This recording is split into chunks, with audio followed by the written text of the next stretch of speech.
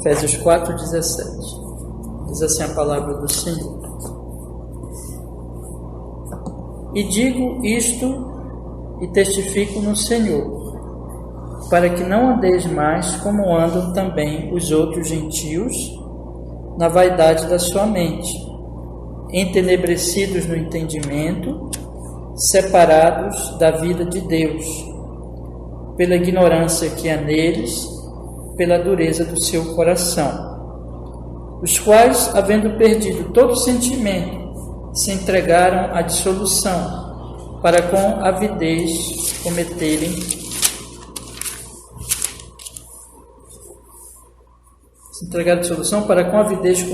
toda impureza. Mas vós não aprendeste assim a Cristo. Amém. Vamos orar, que Deus nos abençoe. Senhor, nós estamos aqui nesta noite de terça-feira para estudarmos, Senhor, a sua palavra. Nós pedimos que o Senhor fale conosco, que o Senhor perdoe os nossos pecados pelo sangue de Jesus. Nos conceda, Senhor, a sua bondade, a sua graça para estudarmos, Senhor, esse assunto tão precioso que é a respeito da nossa natureza, do pecado e como isso é terrível para nós entendermos, Senhor, a malignidade do pecado e podermos dar graças por sua obra e pelo poder do Senhor em Cristo, lutar contra o pecado na nossa vida. Em nome de Jesus. Louvado seja o Senhor, Pai, cada vez mais em nosso viver. Amém, Senhor. Amém. Então, hoje eu vou ler com vocês, começar a ler com vocês, é um capítulo grande até, né, perto de outros que nós já estudamos, o capítulo que fala, tem esse título aqui, como a mente é corrompida, depravada pelo pecado. Então, hoje eu pretendo ler esse trecho aí que eu marquei para vocês, para nós lermos e estudar. Vamos ver se nós conseguimos, né? Mas eu comecei com esse trecho da palavra do Senhor porque é o que o apóstolo Paulo fala da mente corrompida e depravada pelo pecado, né? No versículo 17, quando ele diz assim: E digo isto e testifico no Senhor, para que não andeis mais como andam também os outros gentios, na vaidade da sua mente. Então veja que tem um problema na mente. Entenebrecidos no entendimento, separados da vida de Deus, pela ignorância que há neles, pela dureza do seu coração. Então, os quais, havendo perdido todo sentimento, se entregaram à dissolução. Aí ele fala no versículo 20, né? Mas vós não aprendestes assim a Cristo. A Bíblia fala que existe uma situação muito séria na nossa mente, antes de nós nascermos de novo. O homem natural, como cada criancinha que nasce nesse mundo, ela já vem com esse problema e ela vive assim, cresce assim, se torna adolescente, adulto, meia-idade, envelhece e morre assim, a não ser que Deus tenha misericórdia dela e opere o novo nascimento que nós estudamos nos capítulos anteriores, né? Nós vimos que o novo nascimento é uma mudança da alma, uma mudança do coração. Então, esse capítulo, o Joe Owen, ele vai falar para nós sobre como é essa mente corrompida. Então, como a mente é corrompida e depravada pelo pecado. Então, ele vai fazer um estudo da mente, né? Da maneira em que nós pensamos, que nós raciocinamos, de forma natural, sem Jesus, sem a graça de Deus. Então, esse é um assunto muito importante.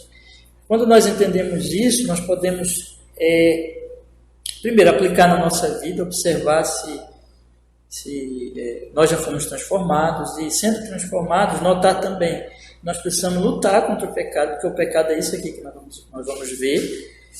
Dar graças a Deus também por essa libertação, porque se não fosse Deus, nós nunca nos libertaríamos disso. E entender também as outras pessoas, entender a própria fraqueza dos crentes como nós temos que lutar contra esse pecado e entender os que não são crentes. Por que eles agem assim? Né? Por que eles não querem saber de Deus? Por que eles não procuram a igreja, não leem a Bíblia, não buscam a Deus? e não querem nem saber da nossa mensagem, mas eles estão lá. Qualquer coisa errada, eles estão lá. Eles estão bebendo, se embriagando, se drogando, ou mesmo que não façam isso assim, são pessoas mais limpinhas, né? Mas a mente deles vai para uma coisa errada, vai idolatrar o estudo, ou a família, o dinheiro, seja o que for, mas eles não vão buscar Deus, né? Por que eles são assim? Então, vamos ler aqui e vamos, então, eu quero ler com vocês pelo menos alguns versículos, são vários versículos aqui que eu não consegui ler, depois vocês leem, tá bom? Mas todos esses versículos aqui são muito interessantes e, por favor, leiam, né? Depois lá na casa de vocês. Então diz assim: os homens todos podem ser divididos em dois grupos, regenerados e não regenerados. Em um dos dois, né? Todos os homens nascem não regenerados. A Escritura nos ensina 3 grandes verdades. Ensina-nos que a mente do homem é corrupta e depravada. A isso ela chama de trevas e cegueira. E é o que conduz à estutícia e ignorância. A Escritura ensina que a vontade do homem e os desejos do coração são corruptos e depravados. Isso é visto como fraqueza ou impotência e conduz à contumácia e obstinação. A alma toda jaz no estado de morte, né? Então, ele diz aqui que existem 2 tipos de pessoas só no mundo: nascido de novo, regenerado e não regenerado. O resto das classificações humanas são todas assim, existem, mas são todas assim, insignificantes perto disso. Porque você tem, por exemplo, uma pessoa que ela é muito rica, mas ela não é regenerada. E tem um pobrezinho lá que não tem nada mesmo. Tem só uma cabaninha, vive lá, assim, no interiorzinho lá. E vai lá, pesca o peixinho dele, come, não tem nada. Só colhe alguma coisa lá. Mas ele é nascido de novo. Quem é mais feliz? É o pobrezinho lá que está na cabana. Porque ele vai morrer e vai para a glória. E o ricão vai morrer e vai para o inferno. Então, vejam, estou dando exemplo aqui, como a riqueza ela é importante, assim, ela ajuda muito. Uma pessoa rica, por exemplo, tem muito mais do que aquele pobrezinho, tem muito mais recurso. Mas, para o que é importante mesmo em relação a Deus, não faz nenhuma diferença se você é rico, se você é pobre. A questão é você nasceu de novo, você já creu em Jesus, você já se arrependeu. Isso é mais importante que a riqueza. E assim eu dou exemplo da riqueza, mas também posso dar exemplo de pessoa estudada ou não, qual é a nacionalidade da pessoa, qual é a cor da pele. Tudo isso aí é insignificante perto dessa questão, se nós somos ou não nascidos de novo, né? E ele diz aqui que fala assim, né? A Escritura ensina, ele diz que a Escritura nos ensina 3 grandes verdades: que a mente do homem é corrompida, por isso que ela chama trevas e cegueira, que conduz a estutice e ignorância. E ensina também que a vontade do homem e os desejos do coração dele são corruptos e depravados. Então a mente está corrompida, a vontade ela está depravada. E ensina também, isso é visto como fraqueza ou impotência, que conduz a um outro problema, que é a contumácia e obstinação. Isso é teimosia. Então a alma, ele diz aqui, jaz no estado de morte espiritual. Então é isso que está acontecendo com os homens que não nasceram de novo. Então tem uma mente corrompida, tem uma vontade depravada, e eles então são teimosos no seu pecado, eles estão mortos espiritualmente, né? Então vamos ver o que ele fala desses problemas. E aí o primeiro pontozinho aí que está, fui colocando em itálico, né? Ele coloca assim: trevas e cegueira espirituais. Vamos ler então. O que ele diz aí? Há trevas espirituais em e sobre todos os homens, até que Deus, pela poderosa operação do Espírito, brilhe no interior do coração deles, ou neles, crie a luz. Essas trevas são aquela luz interior, entre aspas, né? Que alguns se ufanam de ter em si mesmos e que afirmam existir também nos outros. É preciso que se compreenda qual é a natureza dessas trevas espirituais. Os homens estão em trevas quando não existe luz por meio da qual possam enxergar. Os cegos estão em trevas por nascimento, doença ou acidente. Um homem espiritualmente cego está em trevas espirituais e é ignorante das coisas espirituais. Né? Então, ele vai dizer o seguinte, que essas trevas espirituais, como ele coloca aqui, vão existir essas trevas na mente, no coração, até que Deus brilhe por seu Espírito sobre o coração e a alma dos homens. Enquanto Deus não faz isso, essas trevas estão lá. Trevas, escuridão. Escuridão no sentido espiritual. Quero ler só um texto aqui. Vamos ler um texto aqui, outro lá, mas depois vocês leem o resto, tá? Vamos ler aqui Mateus, capítulo 4, versículo 16. Mateus, capítulo 4, versículo 16.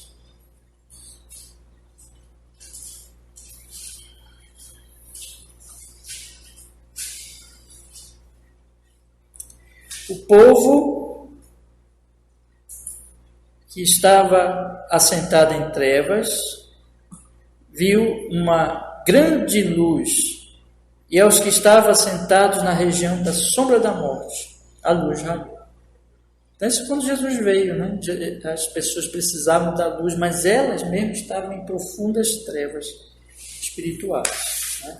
A gente vai entender melhor a natureza dessas trevas. Ele diz aqui também que os homens estão em trevas quando não existe luz através do qual possam eles enxergar. Né? Os cegos estão em trevas por nascimento, doença ou acidente.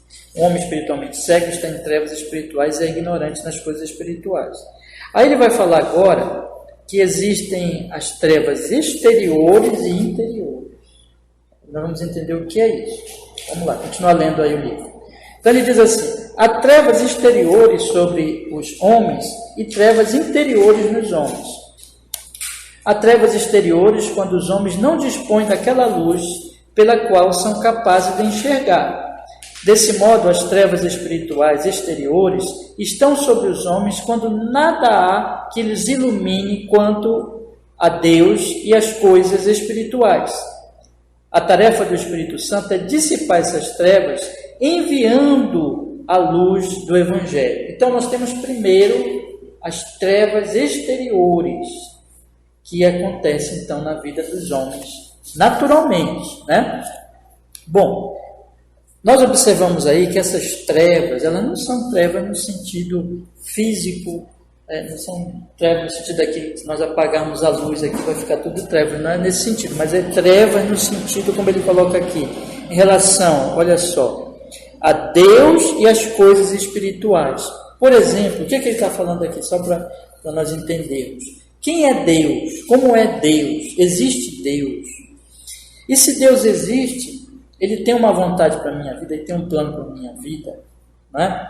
De onde eu vim, para que eu nasci, e para onde eu vou, e qual é o propósito da minha vida aqui nesse mundo. Tudo isso são questões espirituais.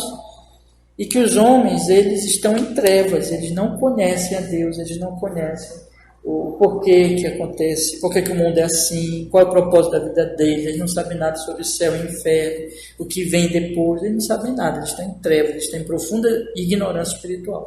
Só que ele diz aqui que existem as trevas no sentido exterior, não é? E aí eu quero ler com vocês agora, eu já li Mateus, não foi 4,16, vamos ler o Salmo 119, versículo 105, por favor, vamos ler lá.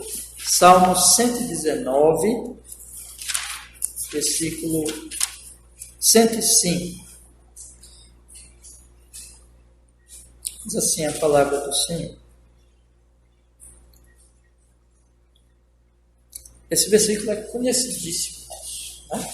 Mas ele tem um significado muito importante para esse nosso assunto. Diz assim, lâmpada para os meus pés é a tua palavra, e luz para o meu caminho.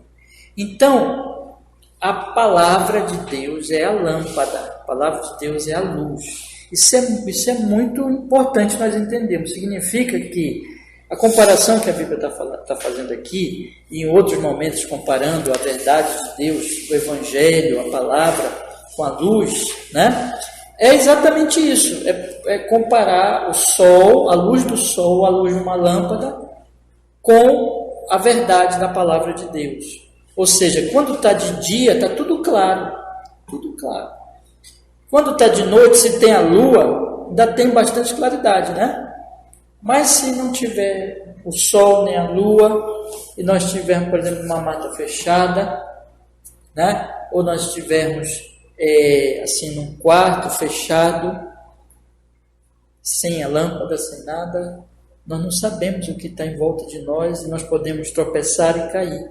É isso que a Bíblia está falando. A Bíblia está dizendo o seguinte, que a Bíblia, a palavra de Deus é como um sol, é como uma lâmpada, que se nós não tivermos, nós estamos em trevas.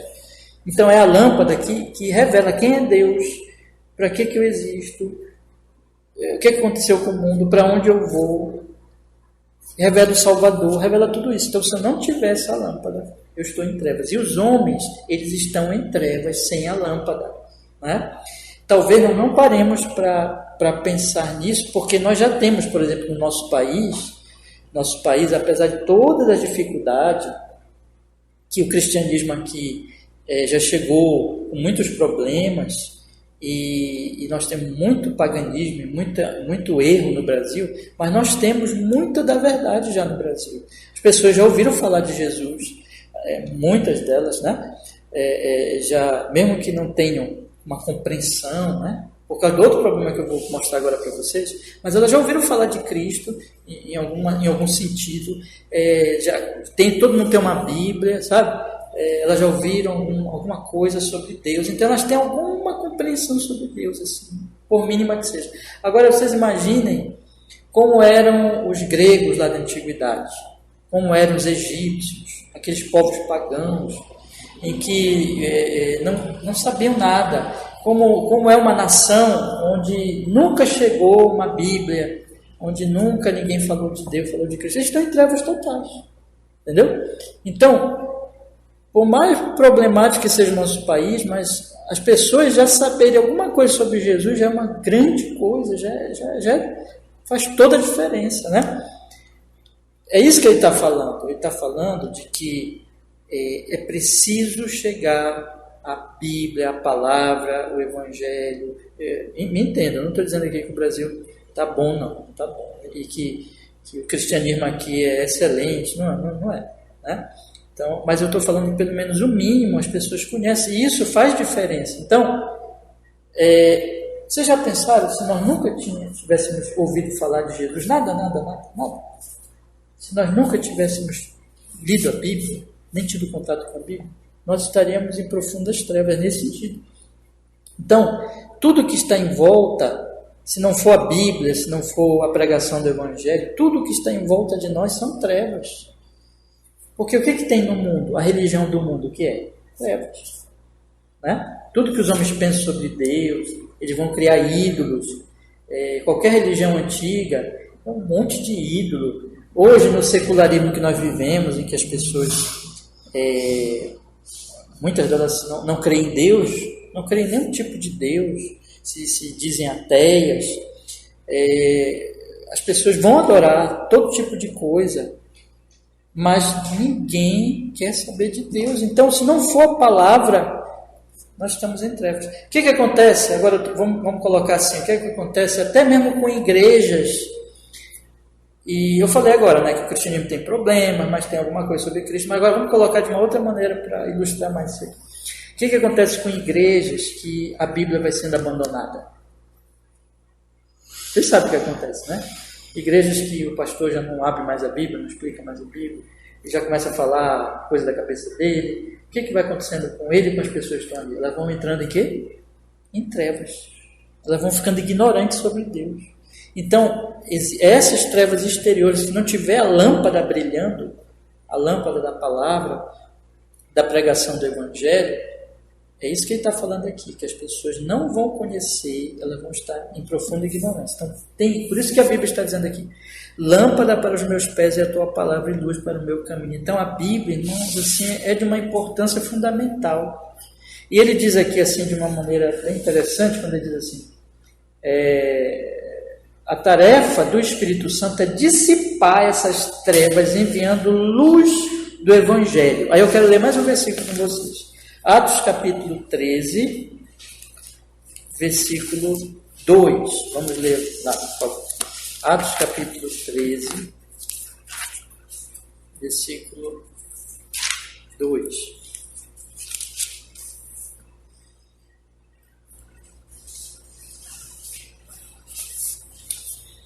E servindo eles ao Senhor, e jejuando, disse o Espírito Santo, apartai-me a Barnabé e a Saulo para a obra que os tenho chamado. Né? E o versículo 4. E assim, estes, enviados pelo Espírito Santo, desceram a Seleucia e dali navegaram para Chipre. Né? Então, quem foi que escolheu o Barnabé e Saulo, separou e disse, olha, eu tenho uma obra para eles, o Espírito Santo. Então é isso que ele quer dizer. Ele quer dizer o seguinte aqui, que vai ser enviado o Evangelho para tirar as pessoas das trevas delas. Sem o Evangelho, sem a Bíblia, sem a palavra, elas estão em trevas. Quem vai enviar? O Espírito Santo. Assim, se o Espírito Santo não enviar, irmãos, os homens, eles não saem dessas trevas. É a mesma coisa que se não nascer o sol amanhã, né? A gente tem certeza que vai nascer o sol amanhã, né? Não vai ter manhã. Já pensou que era isso? Gostaria de pensar nisso. Uma noite eterna. Não existe isso, né? Graças a Deus amanhã vai nascer o sol. Mas é o sol que brilha. Então, se Deus não enviar a palavra, o Espírito Santo, os homens estão em trevas.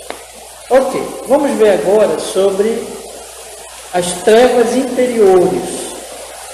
As trevas interiores, por outro lado, surgem da depravação e corrupção natural da mente dos homens quanto às coisas espirituais.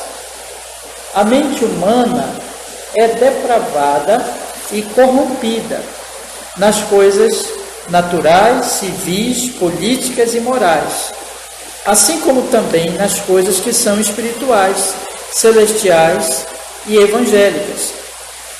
É pela graça comum do Espírito Santo que tal depravação é muitas vezes impedida de causar totalmente os seus efeitos. Sendo a mente do homem assim entenebrecida, ele é incapaz de ver, receber, entender ou crer para a salvação de sua alma.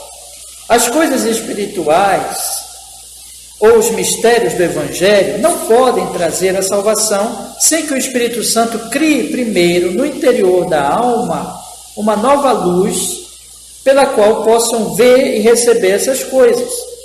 Por mais brilhante que seja a mente e por mais brilhante que venha a ser a pregação e a apresentação do Evangelho,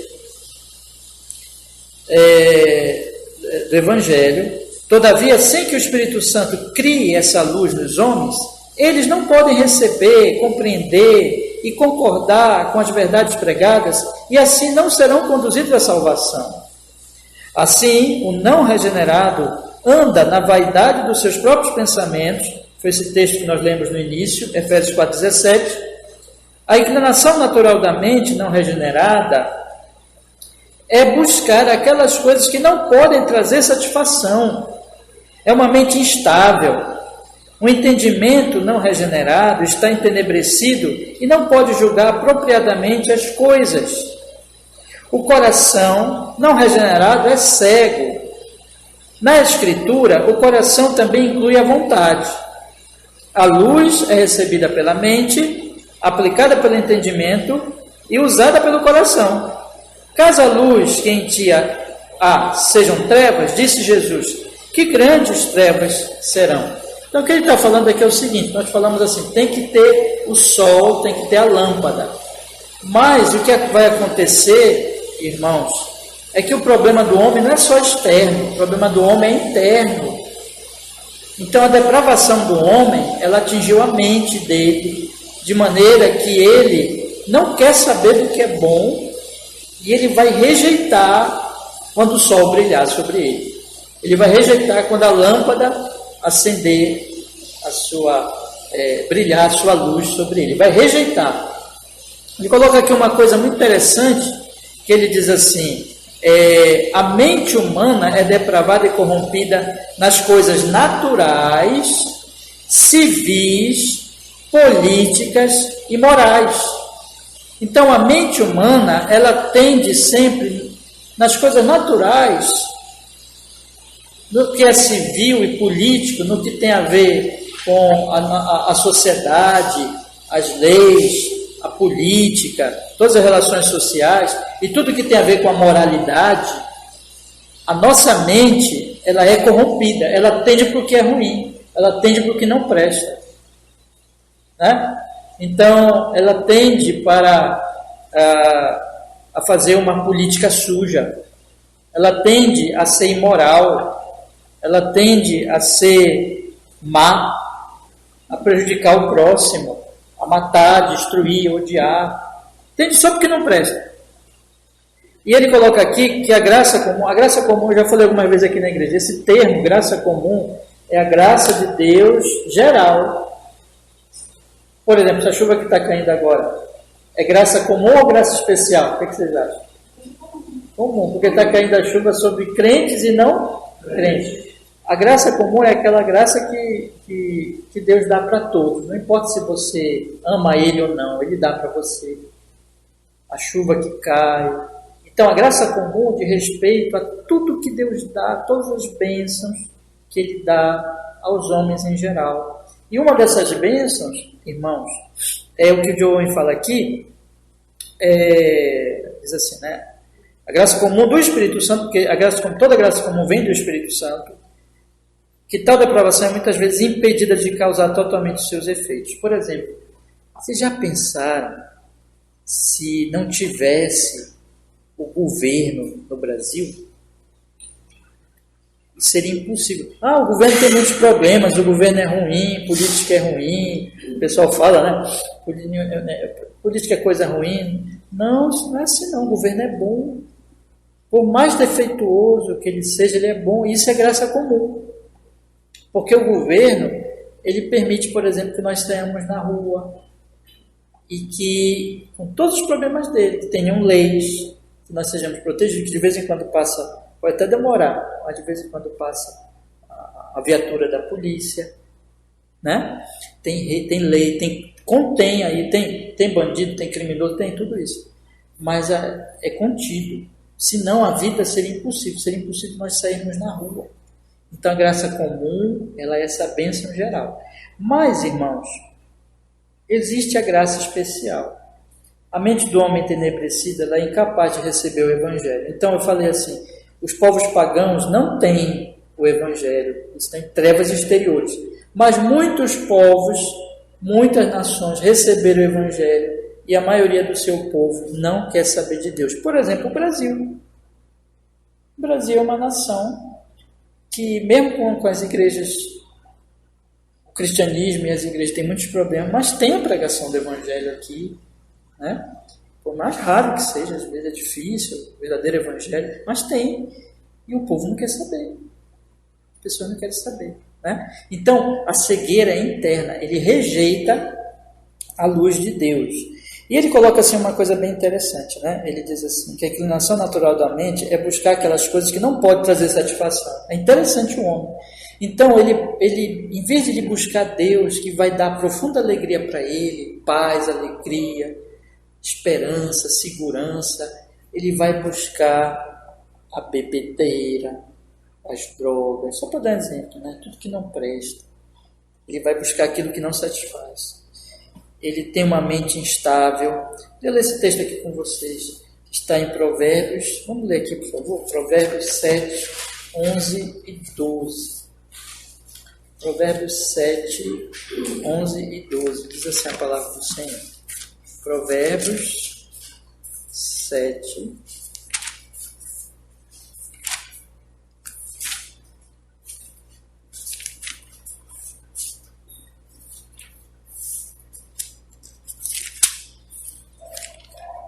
Provérbios 7, 11 e 12. Estava alvoroçada e irrequieta, não paravam em sua casa os seus pés. Foi para fora, depois pelas ruas, e espreitando por todos os cantos. É a mulher adúltera. Ela não para, ela é irrequieta, ela é instável. É assim que a mente não para, a mente não tem aquela firmeza, ela fica procurando se satisfazer. E sabe por que fica assim? Porque nada satisfaz. Então fica todo o tempo procurando onde satisfazer. Aí pensa uma coisa, pensa outra, quer uma coisa, quer outra. E é assim que a mente natural, ela não se firma em Deus, ela fica procurando o tempo todo uma satisfação. Né? É assim como essa mulher que estava instável, procurando o rapaz, porque ela é mulher adúltera, né? Mas isso se aplica a todo tipo de situação. Ele diz aqui então, que o entendimento não regenerado está entenebrecido, não pode julgar apropriadamente as coisas. A luz é recebida pela mente, mais adiante ele diz, é aplicada pelo entendimento e usada pelo coração. Caso a luz em ti sejam trevas, disse Jesus, que grandes trevas serão.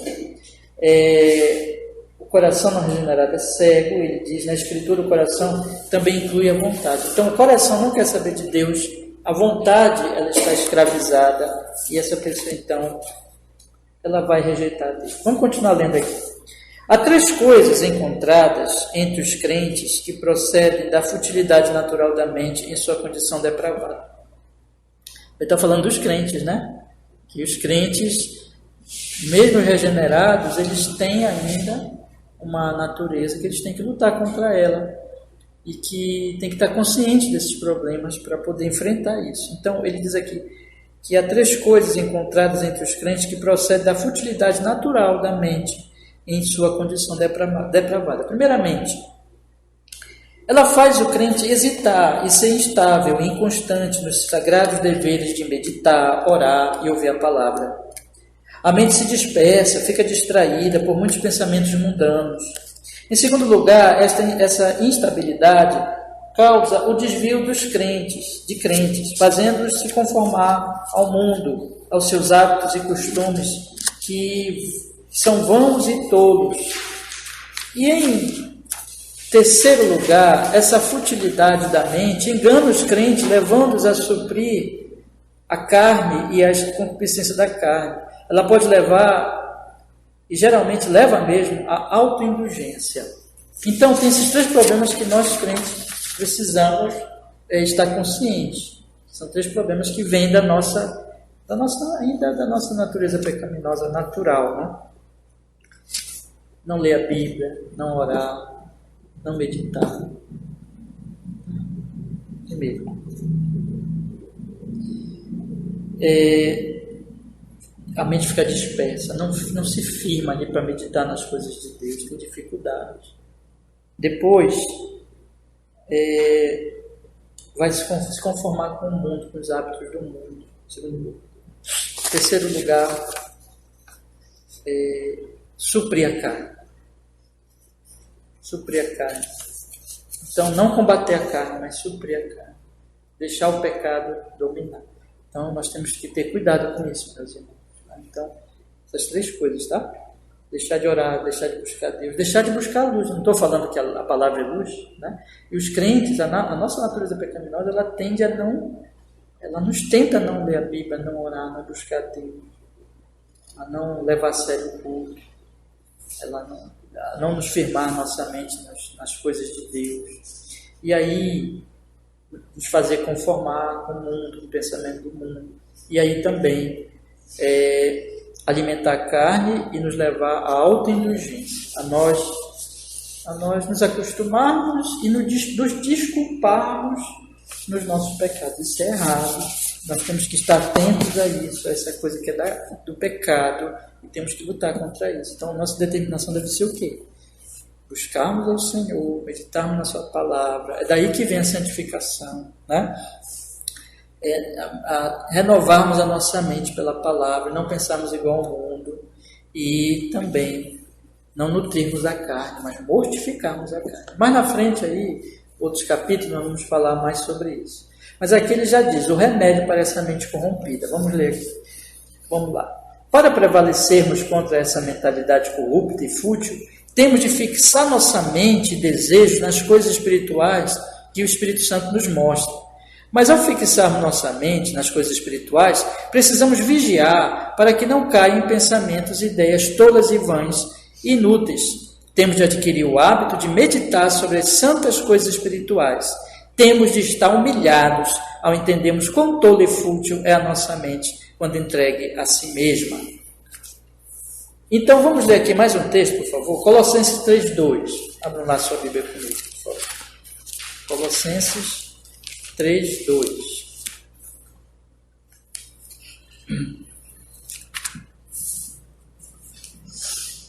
Diz assim a palavra do Senhor.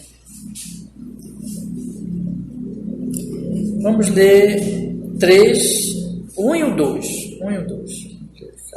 Colossenses 3, 1 e 2. Diz assim: portanto, se já ressuscitastes com Cristo, buscai as coisas que são de cima, onde Cristo está sentado à destra de Deus. Pensai nas coisas que são de cima e não nas que são da terra, porque já estáis mortos e a vossa vida está escondida com Cristo em Deus. Olha aqui, nós já não nascemos de novo, então nós não podemos nos conformar com isso, entende? Eu não leio a Bíblia, eu não oro, eu não medito, a minha mente vai ficando igual ao mundo, eu vou ficando autoindulgente, vou me conformando, vou me desculpando. Isso está errado, irmão. Se nós nascemos de novo mesmo, então nós temos o quê? Eu já nasci de novo, eu sou do alto, e por isso que Paulo está dizendo, pense nas coisas que são de cima, onde Cristo, ele fala no primeiro versículo, está sentado à destra de Deus. Então nós temos que nos esforçar. Olha, uma coisa que até outro autor, Martin Lloyd Jones, ele diz no livro dele, aquilo que Deus nos manda fazer, nós temos poder de fazer. Tá? Então, é claro que está falando dos crentes. Nós não temos o Espírito Santo. Ele está dizendo aqui que o Espírito Santo, ele diz assim, para prevalecermos contra essa mentalidade corrupta e fútil, temos de fixar nossa mente e desejo nas coisas espirituais que o Espírito Santo nos mostra. Então nós já nascemos de novo. Nós já temos a Bíblia. Então o Espírito Santo está nos mostrando a verdade. Nós temos que fixar nossa mente nisso. E não nos conformarmos com aquelas 3 coisas lá que eu falei, que nos tentam. Né? É isso que Paulo está falando. Temos que pensar nas coisas que são do alto. Temos que estar humilhados e entendermos quão tola e fútil é a nossa mente quando entrega a si mesmo. Nós não podemos deixar nossos pensamentos serem levados pelo nosso pecado, mas nós temos que ir até a palavra, meditar nela, orar, buscar o Senhor e lutarmos contra a mente vã e nutrirmos a nossa mente para que ela seja renovada e ela seja, então, uma mente realmente iluminada pela palavra de Deus. Tá? Vamos continuar aqui. A alienação da vida de Deus. Ele diz assim: a mente não regenerada é perversa e depravada, de modo que os homens estão alheios à vida de Deus por causa da ignorância que vivem. Tal alienação da vida de Deus se dá porque a mente deles é pecaminosa e depravada. A vida de Deus, da qual os homens estão alienados, é a vida que Deus requer de nós para que possamos agradá-lo aqui e gozá-lo no futuro. É aquela vida que Deus opera em nós, não naturalmente pelo seu poder, mas espiritualmente pela sua graça. É a vida pela qual vivemos para Deus. Deus é o alvo supremo de tal vida, assim como seu Criador. Através dessa vida, procuramos fazer todas as coisas para a glória de Deus. Por meio dela, chegamos ao eterno gozo de Deus, como a nossa bem-aventurança e galardão eternos. A vida de Deus é aquela pela qual Ele vive em nós por meio do seu Espírito, através de Jesus Cristo. É a vida cujos frutos são santidade, obediência espiritual e evangélica. É que essa vida de Deus nunca morre porque é eterna. Assim, a mente não regenerada está alienada dessa vida de Deus, e essa alienação se manifesta de 2 maneiras. Revela-se na indisposição e incapacidade da mente não convertida de receber as coisas concernentes a esta vida de Deus. Revela-se também que a mente não convertida escolhe qualquer outro tipo de vida diferente da vida de Deus. Olha, deixa eu dizer uma coisa para vocês. O homem não convertido, ele está alienado da vida de Deus. O que é a vida de Deus? 2 coisas basicamente que ele diz aqui que eu quero chamar a atenção. é a vida que ela é toda voltada para a glória de Deus. Deus é o centro desta vida. Então, essa vida é para Deus. Segundo lugar, é a vida que busca a bem-aventurança em Deus, ou seja, a alegria em Deus, né? E é uma vida eterna, é uma vida que não vai acabar. É a vida que nós recebemos pela graça em Cristo Jesus. Que os homens ímpios não têm essa vida. Então, é uma obra da graça de Deus. Queria ler alguns versículos aqui para nós destacarmos esses pontos. Vou só ler aqui, só para nós fundamentarmos na palavra. Primeiro, Romanos capítulo 14, versículos 7 e 8. Né? Romanos capítulo 14,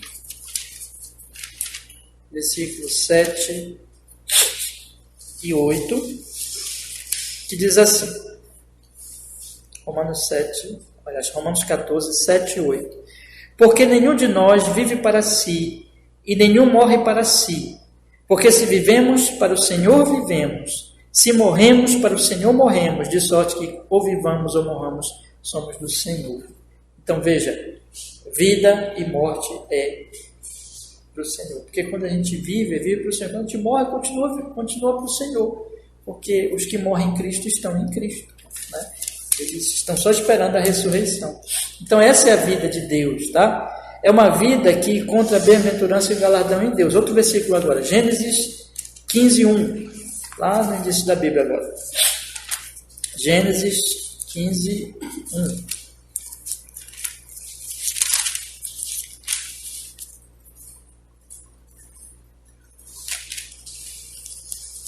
Diz assim a palavra do Senhor. Gênesis 15, 1. Depois destas coisas, veio a palavra do Senhor a Abraão em visão, dizendo: Não temas, Abrão, eu sou o teu escudo e o teu grandíssimo galardão. Quem é o galardão de Abraão? Deus. Então Deus é o maior bem, é o nosso bem, é a nossa alegria, é o nosso Deus. Essa vida ela é eterna, não é? Eu vou abrir aqui, você não precisa abrir, mas em João 17,3, vou só ler para a gente fundamentar essa parte aqui e já irmos para a parte final do nosso estudo dessa noite, né? Então, João 17,3 que diz assim: E a vida eterna é esta, que te conheço a ti só, por único Deus verdadeiro, e a Jesus Cristo a quem enviaste. Então, o que é a vida eterna? Conhecer a Deus verdadeiro e a Jesus Cristo a quem enviaste. E ela é eterna, ela é eterna. Então, isso é uma obra da graça. A mente não regenerada, ela não busca Deus, ela é incapaz de receber as coisas concernentes a Deus, ela escolhe um tipo de vida diferente da vida de Deus. Por isso que os homens escolhem os ídolos, escolhem os prazeres passageiros, escolhem o que não satisfaz. Eles nunca são felizes, eles nunca estão em paz, porque eles não buscam, eles não têm esperança e eles servem ídolos. Mas isso que a mente natural escolhe, entende? Ela não escolhe a Deus.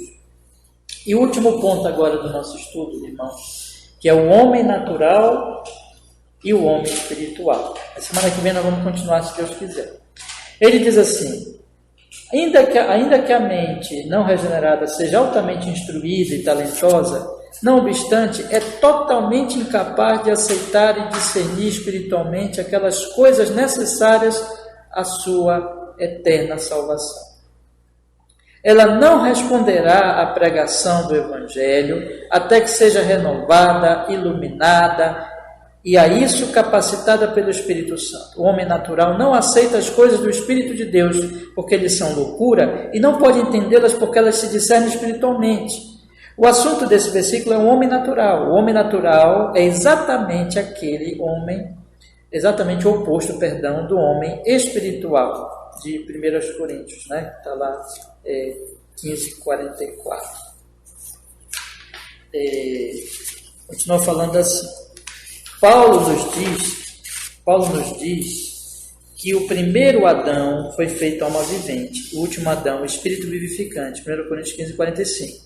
O homem natural é procedente do primeiro Adão, o homem espiritual é procedente do último Adão. O homem natural possui tudo o que há ou pode ser obtido do primeiro Adão. Ele tem uma alma racional, está capacitado para usá-la. O homem natural confia em suas habilidades racionais e não vê a necessidade de qualquer auxílio espiritual. Ele não enxerga que Deus pôs nele uma alma para que ela possa aprender e receber aquilo que ele, Deus, tem para dar. O homem jamais foi criado para viver independentemente de Deus. Então, o homem natural, ele pode ser instruído, pode ser talentoso, mas ele é incapaz de discernir as coisas espirituais, porque ele acha que ele não precisa, porque ele não quer, porque ele rejeita. Ele acha que a alma dele não precisa de Deus. Ele não compreende que ele não pode viver independentemente de Deus. Ele é orgulhoso, ele é soberbo. É uma mente que rejeita a luz. Ele confia nas suas habilidades racionais e não vê a necessidade de auxílio espiritual. O homem natural, então, a mente dele não submete à palavra de Deus, ele quer pensar por si. Isso vem de Adão. Lembra que o diabo disse para Adão, sereis como Deus, é uma independência de Deus. E o homem ficou assim, ele quer, a mente dele rejeita a palavra de Deus e loucamente acha que vai estabelecer um mundo bom sem Deus, que é o mundo da queda, que só é de tristeza, de dor, de idolatria, de trevas e de uma vida cheia de enganos, que o final é a condenação. Eu queria encerrar então para nós pensarmos, né? Vocês já pararam para pensar como Deus foi misericordioso conosco? Que Ele nos deu a palavra, que é a lâmpada, e Ele nos fez com que nós ouvíssemos a palavra. Porque por nós mesmos, nós nem teríamos a palavra, não poderíamos alcançar a luz por nós, e nem ouviríamos se ela fosse pregada, se não fosse Ele agir no nosso coração. Né? Então, graças a Deus, vamos agradecer, vamos ser gratos, e queria também que vocês pensassem nisso. Nós todos aqui somos tentados aquelas 3 coisas, tá? A não ler a Bíblia, a não orar, a sermos lentos para buscar Deus, a começarmos a pensar como o mundo pensa, e a autoindulgência, a nos alimentarmos a carne, desculparmos a carne. Não vamos fazer isso, não. Nós nascemos de novo mesmo, nós amamos ao Senhor, então vamos buscar o Senhor, né? Vamos ler a nossa Bíblia, vamos dizer para Ele, Senhor, eu quero crescer em santidade na Tua vontade. Mortifica, Senhor, o meu pecado. E se levante mesmo e lute contra o pecado. E você pode fazer isso porque você tem o Espírito Santo. Tá? O Espírito Santo é maior que a nossa fraqueza, o nosso pecado. E vamos viver é a vida de Deus, irmão. Vamos nos alegrar no Senhor, fazer tudo para a glória dEle e buscar nele a nossa alegria. Tá certo? É isso, para isso que nós estamos aqui, como cristãos, né? É isso. Vamos orar? Vamos pedir que Ele nos abençoe, nos fortaleça nesse propósito. Em nome de Jesus. Senhor, muito obrigado, porque nós tivemos mais uma noite aqui o privilégio de orarmos, Senhor, buscarmos a Sua presença tão santa e ouvirmos já a Sua palavra. Já cantamos, já oramos, já ouvimos a palavra. Vamos orar ainda agora. E tivemos a oportunidade de meditar nas Escrituras. Esse assunto tão importante. Abençoa a nossa alma. Abençoa ainda a continuidade dos estudos que vamos fazer nesse assunto. E a nossa mente seja renovada, Senhor, cada vez mais iluminada pelo Espírito Santo, pelas Escrituras. Nos leve à santidade, ao temor, a vivermos a vida de Deus, a amarmos ao Senhor, a vivermos para a Sua glória, a nos alegrarmos no Senhor, a cada vez mais experimentarmos essa vida, que é a vida eterna, conhecer o Senhor e ao Seu Filho Jesus. Louvado seja o Seu nome, que muitos de nossa volta conheçam essa vida, sejam salvos também. Abençoe muito a nossa igreja nesse propósito, as pessoas que vierem ouvir também este áudio, em nome de Jesus. Oramos, Senhor. Louvado seja o Senhor de sempre, Jesus. Amém.